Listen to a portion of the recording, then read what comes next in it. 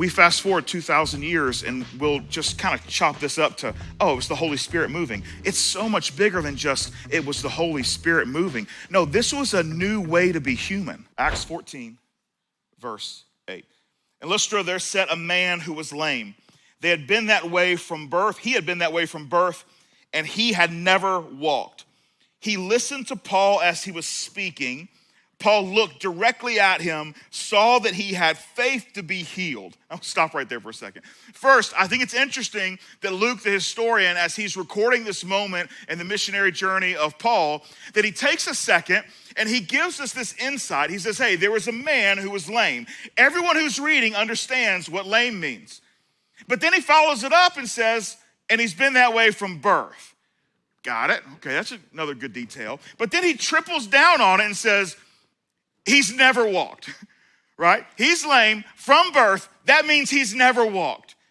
Now, what's interesting about this is that Paul is teaching. He's having a conversation. It's not a conversation. He's talking. They're listening.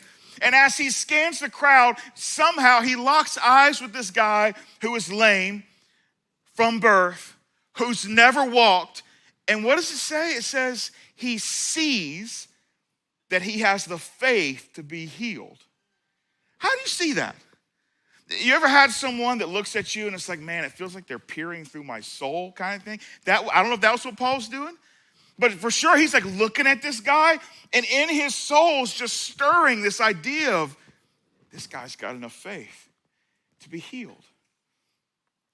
I want to pause here for a second because this is significant. What's happening as we continue to read the historian Luke's account of the early church is we're starting to see a new pattern of behavior and interaction with people. Something that's very different than when we read the Jesus narratives. When we read the life about Jesus or the teachings about Jesus, we see Jesus doing incredible things, right? But we see him just things, it's like, man, only the Son of God can do that. But there's been something that has shifted in the way that Paul is approaching his own ministry that's even different from his first time in Damascus, or the first time he teaches in Jerusalem, or the first time they go to Cyprus on the east side of the island. There's just something happening. And it's these moments that can only be explained by God's doing something we can't see. Now, if you're a student of Bible study, immediately maybe your brain is going to, didn't Jesus talk about someone that would come after him that would be a guide and a comforter? Someone that was so strong, the very presence of God. The early Christians described this feeling, this movement, this spirit.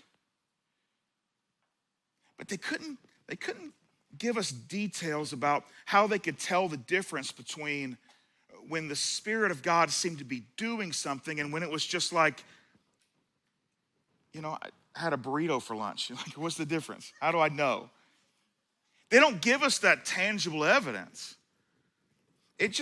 We see the result of them following these movements in their soul. We fast forward 2,000 years and we'll just kind of chop this up to, oh, it was the Holy Spirit moving. It's so much bigger than just it was the Holy Spirit moving. No, this was a new way to be human.